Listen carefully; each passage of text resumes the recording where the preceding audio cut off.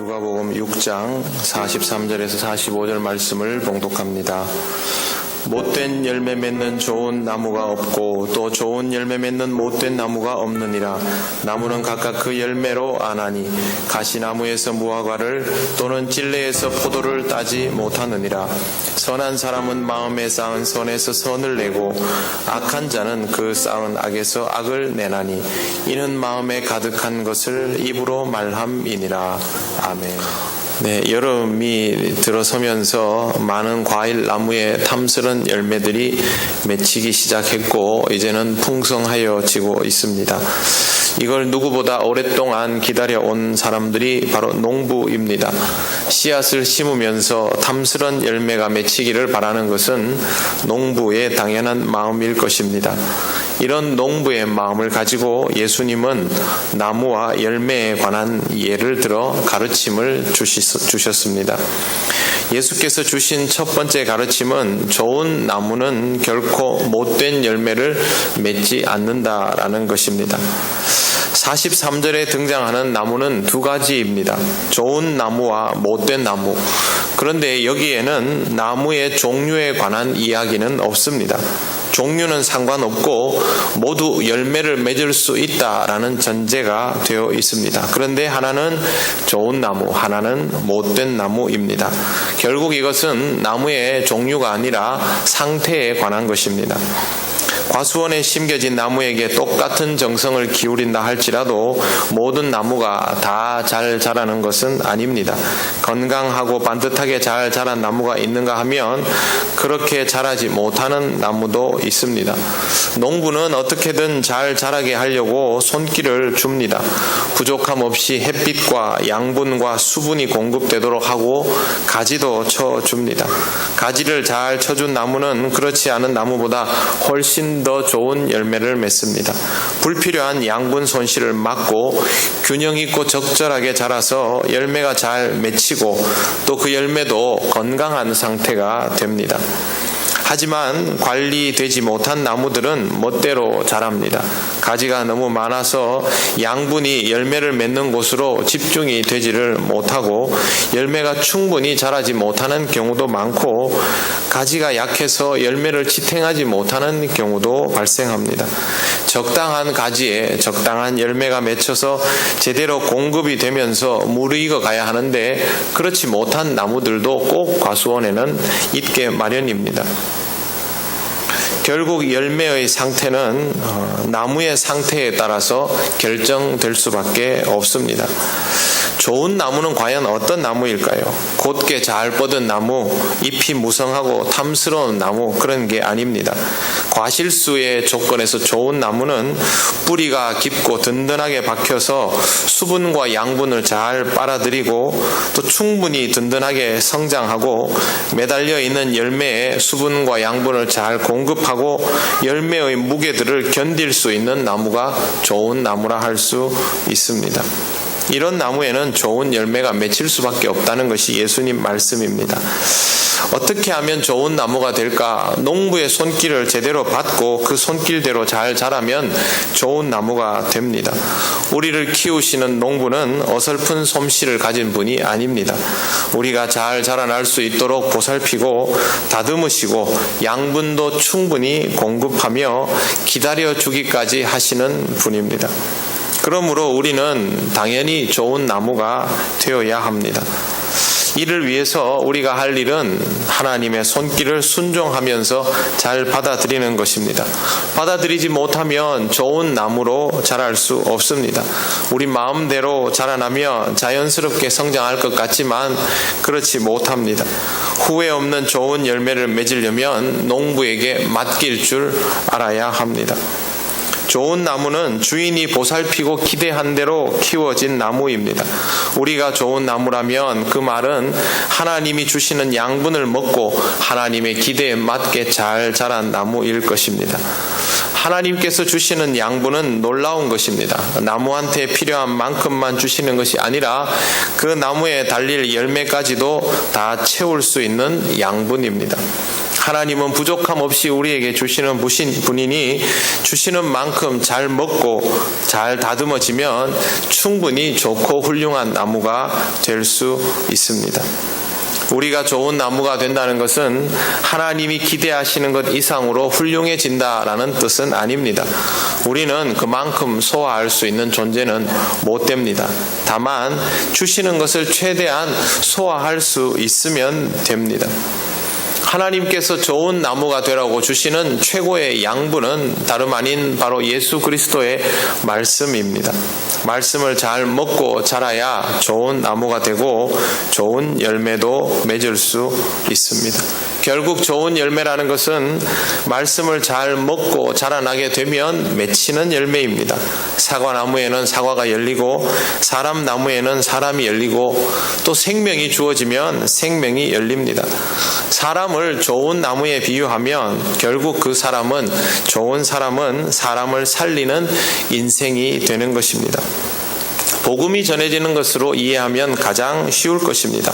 복음이 전달되면 구원을 받고 새 생명을 얻습니다. 자기만 그런 것이 아니라 그 사람을 통하여 다른 생명들도 구원을 받습니다. 이것을 열매라 부를 만합니다.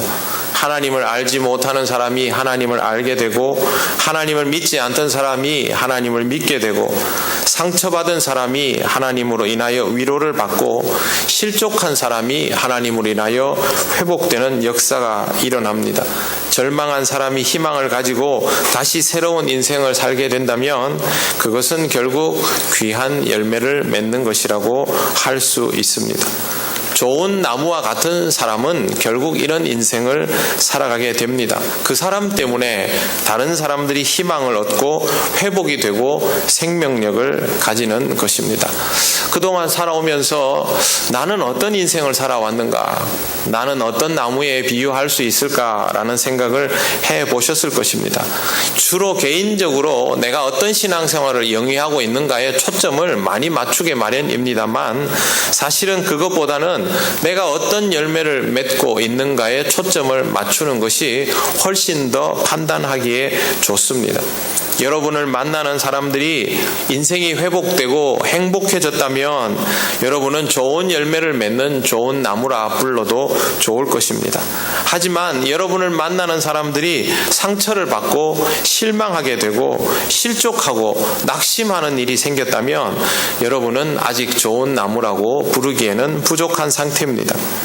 한 사람이 두 사람이 그러면 나 혼자만의 문제가 아니고 상대방에게도 문제가 있다는 생각을 충분히 할 만하지만 그러한 일들이 나에게 반복된다면 나를 만나는 사람들은 결과적으로 계속 같은 방식으로 상처를 받게 되거나 나한테 실망을 하거나 불신감이 커지거나 이런 일들이 지속적으로 발생하고 있다면 우리는 좀 더 엄격하게 우리 자신을 돌아볼 필요가 있습니다. 생명력을 주지 못하고 다른 사람의 생명력의 불을 꺼뜨리는 위치에 있다면 그것은 좋은 나무일 수 없다라는 반증이라는 것 잘 기억하시기를 바랍니다. 예수님은 나무에 대한 또 한 가지 이야기를 하셨습니다. 하나는 처음에는 좋은 나무와 못된 나무였고 두 번째는 열매를 맺는 나무와 열매를 아예 맺을 수 없는 나무로 분류를 하셨습니다. 열매를 맺는 나무는 성경의 무화과와 포도나무입니다. 사람들이 아주 좋아하는 과일들이죠. 그 다음에 열매를 맺지 못하는 나무도 여러 종류가 있는데 하필이면 가시나무와 찔레입니다. 가시나무와 찔레는 전혀 좋은 이미지가 아닙니다. 그냥 열매를 맺지 못하는 정도가 아니라 날카로운 가시가 있는 나무들입니다. 그래서 접근을 꺼려할 수밖에 없습니다. 열매를 맺는 나무와 열매를 맺지 못하는 나무의 종류를 그냥 구별시켜 놓으면 되는데 그냥 구별시켜 놓은 것이 아니라 열매 맺지 못하는 나무는 사람들이 제일 혐오하는 나무로 딱 갈라두셨습니다. 왜 예수님은 굳이 열매 맺지 못하는 나무 중에 가시나무와 찔레를 예로 드신 걸까요? 그만큼 이 두 개의 경계가 모호하지 않고 분명하고 멀다는 겁니다. 하나는 사람들이 아주 좋아하고 하나는 사람들이 아주 싫어하는 형태라는 뜻이죠. 좋은 나무와 못된 나무는 비교의 대상이지만 과실수와 비과실수는 구별의 대상이 되어버립니다. 이렇게 구별이 되어버리면 그 다음에는 회복의 기회가 없습니다. 그래도 우리의 인생에 가능성이라는 것이 있을 때에는 얼마든지 좋은 열매를 맺는 나무가 될 수 있지만 우리가 완전히 굳어져 버려서 가능성이라는 것이 사라져 버린다면 그 다음부터는 돌이킬 수 없습니다. 하나님은 모든 인생에게 열매를 기대하시고 또 우리는 살아가다 보면 어떤 형태로든 열매를 맺게 되는데 그 열매가 좋은 의미가 되지 못하고 못된 열매가 된다면 그건 결국 다른 사람에게 가시나 다름이 없다라는 뜻을 예수님이 이렇게 설명하고 계신 것입니다. 누가 이런 인생이 될까요? 자기 자신이 반드시 좋은 열매를 맺어야만 한다라는 생각을 가지지 못하고 살아가는 사람, 자신을 위한 열매만을 생각하는 사람, 다른 사람을 배려하지 못하는 사람, 그런 사람은 결과적으로 자기 방어의 인생을 살면서 다른 사람에게 못된 열매를 맺고 다른 사람을 찔러 아프게 하는 그런 인생이 될 수밖에 없다라는 것을 예수님께서 매우 결정론적으로 설명하고 있는 것입니다.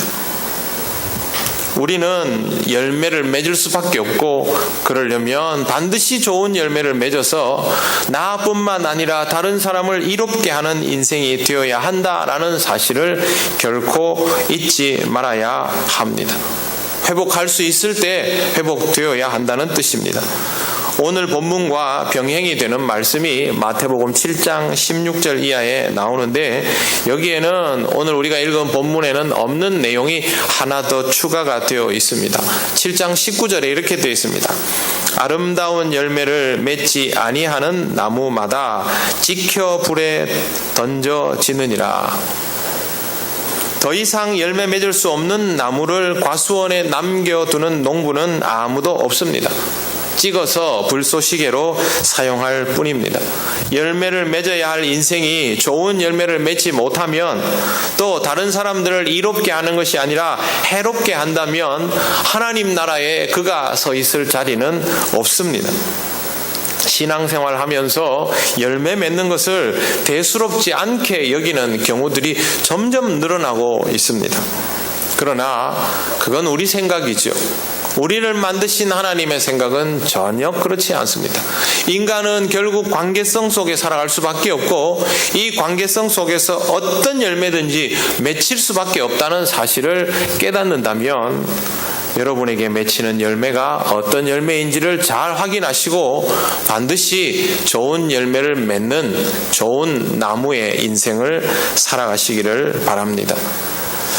예수님은 45절을 통하여 우리에게 아주 중요한 것을 알려주십니다. 45절 보시면 선한 사람은 마음에 쌓은 선에서 선을 내고 악한 자는 악에서 악을 내나니 이는 마음에 가득한 것을 입으로 말함이니라.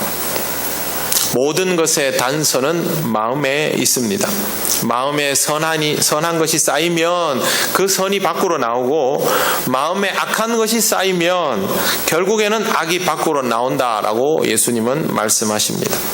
마음속에 있는 것은 결국 밖으로 드러나게 되어 있습니다. 여러분 요즘 미술치료 이런 거 한 번씩은 다 해보셨죠? 저희도 집에서 한 번씩 이렇게 합니다. 집에 전문가가 있으니까 하라 그러면 해야 됩니다. 상태를 체크하기 위해서. 그러나 이제 그런 거 할 때 되면요, 제 마음을 별로 들춰내고 싶지 않죠. 제 컨디션이 좋은지 안 좋은지. 제 나름대로는 그래도 저는 조금은 이렇게 알거든요. 그래서 나름대로 위장술을 펼쳐서 그림을 그려봅니다. 하지만 어림없습니다. 그 그림 한 장에 제 마음의 상태들이 고스란히 다 표현이 됩니다. 하나님의 말씀을 전할 때도 하나님의 말씀의 내용들을 그대로 전하려고 최대한 집중해서 애를 씁니다. 하지만 이렇게 말씀을 전하는 내용 외에도 제 눈동자와 표정과 손짓과 태도들은 제 마음의 상태들을 드러낼 수밖에 없습니다. 결국 인간은 자신의 속내를 숨길 수 없는 존재라는 것이죠. 여러분 서로를 바라보면 느끼지 않습니까? 좀 오래 지내본 사람들끼리는요, 아침에 주일날 교회 와서 표정만 보면 딱 압니다. 아, 오늘 컨디션 안 좋으시네. 오늘은 집에 좋은 일이 있었나 보네. 오늘은 무슨 일을 해도 즐거운 마음을 하실 수 있겠네. 오늘은 옆에 좀 안 가는 게 좋겠네. 딱 느껴집니다. 사람의 마음은 생각보다 잘 감추어지지를 않습니다. 결국 드러날 수밖에 없는 것이 우리의 마음이라면 우리에게 좋은 것이 드러나도록 깨달아지고 연단이 되는 것이 필요합니다. 그러려면 우리가 우리의 마음에 선한 것을 쌓으려면 우리의 마음을 잘 관리할 줄 알아야 합니다. 어떻게 우리한테서 계속 좋은 마음만 나오겠습니까? 사람의 컨디션이 항상 좋을 수 없고 다가오는 일들이 늘 좋은 일만 있을 수도 없죠. 그렇지 않을 때도 있지 않습니까? 그때를 어떻게 관리하는가 하는 것이 중요한 거죠. 위기 관리 능력이 필요한 겁니다. 잠언 16장 32절에 이런 말씀이 있습니다. 노하기를 더디하는 자는 용사보다 낫고 자기 마음을 다스리는 자는 성을 빼앗는 자보다 나으니라. 등호를 쓰면 됩니다. 화내는 사람, 분노를 표시하는 사람은 굉장히 용맹스러워 보이지만 그 사람은 사실 용맹한 사람이 아닙니다. 화내는 사람, 분노를 표현하는 사람은요, 그냥 화내는 사람일 뿐입니다. 자기 자신 안에 있는 나쁜 것들을 있는 그대로 다 표현하는 사람일 뿐입니다. 그래서 이런 사람은 용사보다 못합니다. 용사는 대단한 사람이죠. 자기가 가지고 있는 용맹만큼 실질적인 힘도 가지고 있는 사람입니다. 그런데 이 용사보다 더 대단한 사람이 누구냐면 자기 마음을 다스리는 사람입니다. 자신의 마음을 다스리는 사람이 얼마나 대단하냐 하면 성을 빼앗는 자보다 낫다고 합니다. 성 빼앗는 자는 어떤 자냐면요, 용사 중에도 승리한 용사를 말합니다. 그러니까 화내는 사람보다 나은 사람이 용사 중에서 잘난 사람이 성 빼앗는 사람, 그 성 빼앗는 사람보다 더 잘난 사람이 자기 마음을 다스리는 사람이라는 뜻입니다. 자기 마음을 다스리는 일은 그만큼 대단한 일이고 또 그만큼 어려운 일입니다.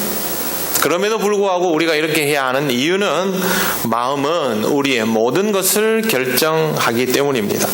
우리는 욕심을 가진 존재이기 때문에 우리의 마음을 잘 관리해야 합니다. 예수님은 그것을 이렇게 표현했습니다.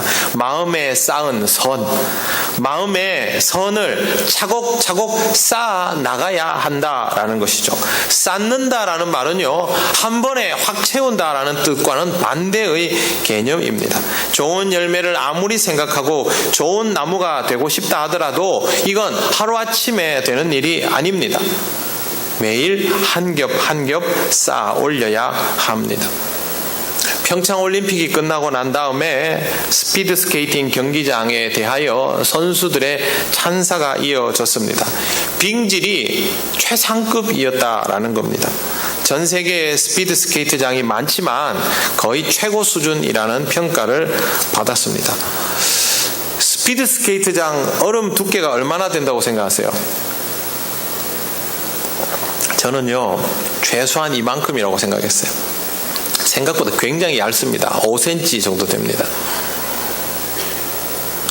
그러면 우리는 그렇게 생각하죠. 그냥 물 부어서 얼리면 되지 않나. 네.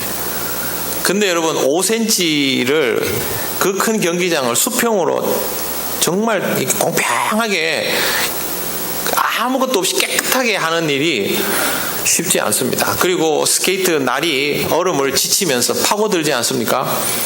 빙질이 굉장히 중요합니다. 어떻게 하는지 봤는데요, 전문가가 있습니다. 이 스케이트 얼음을 만드는 전문가가 있는데 섭씨 70도의 뜨거운 물을 그 스프레이로 뿌립니다. 얇게 뿌리고 거기에 적정한 온도를 줘서 얼립니다.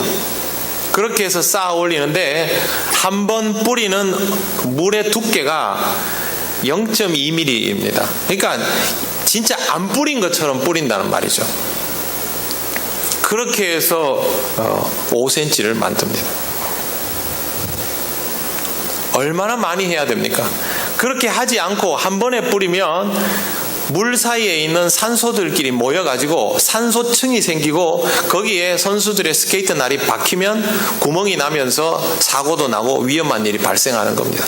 그렇게 하지 않고 하려면 그렇게 차곡차곡 채워야 되는 거죠. 최고급 양초를 만드는 공정을 제가 한번 본 적이 있습니다. 일본 사람이 하는. 그 양초 공정도 마찬가지입니다. 파라핀을 그냥 이렇게 틀에 놓고 붓는 게 아니고요. 처음에 그 양초 실 있죠. 그걸 한번 담그고 드는데 정말 안 묻은 것처럼 올라옵니다. 그렇게 해서 담그고 완벽하게 식히고 담그고 완벽하게 식히고 반복해서 이 정도 두께가 되는 초를 만듭니다. 그런데 이 초는 다른 초들보다 훨씬 더 오래 탑니다. 밀도가 높아서. 좋은 거 치고 하루아침에 되는 거 세상에 하나도 없습니다. 정말 좋은 나무가 되어서 좋은 열매를 맺으려면 서두르지 않아야 합니다. 어찌 오늘까지 좋은 열매의 단서도 없던 인생이 바로 내일부터 좋은 나무로 돌변해서 좋은 열매를 맺을 수 있겠습니까? 그것보다는 하루에 한 번씩, 하루에 한 가지씩, 하루에 한 순간씩 선을 종이장처럼 하나하나 쌓아가시기를 바랍니다. 밀도가 좋은 얼음처럼, 밀도가 높은 좋은 얼음처럼 여러분의 마음에 선을 차곡차곡 쌓아 나가신다면 어느 날부터 자연스럽게 지속적으로 선한 열매가 맺히는 그런 인생이 되는 것을 느낄 겁니다. 이 공정은 중요합니다. 중간에 어떤 악이 쌓이는 것도 방치되지 않도록 할 필요가 있습니다. 한번 실수하면 그 공정 되돌리면 됩니다. 적당히 넘어가는 것이 아니라 잘못된 것들은 교정해 나가면 되는 것입니다. 그렇게 해서 여러분들의 부족함들을 하나하나 메워가시기를 바랍니다. 사람은 누구나 실수할 수 있고 잘못을 저지를 수 있고 악한 것도 생길 수 있습니다. 그러나 그것이 쌓이지 않도록 하시기를 바랍니다. 그렇게 해야 못된 열매를 맺거나 열매를 맺지 못하는 안타까운 인생이 되지를 않습니다. 사랑하는 성도 여러분, 하나님께서 여러분에게 바라시는 것이 무엇인지를 잘 생각하시기 바랍니다. 그거 하나만 생각하시면 됩니다. 하나님은 여러분이 하나님의 자녀답게 그 마음을 지키며 살아가기를 원하십니다. 우리는 그것만 따라가면 됩니다. 그러다 보면 여러분은 좋은 나무가 되어 있을 것이고 좋은 열매를 맺는 일이 자연스러운 인생이 되어 있을 것입니다. 그 모습을 기대하면서 하나님께서 요구하시는 대로 순종하면서 아름답고 복된 인생을 살아가시기를 바랍니다.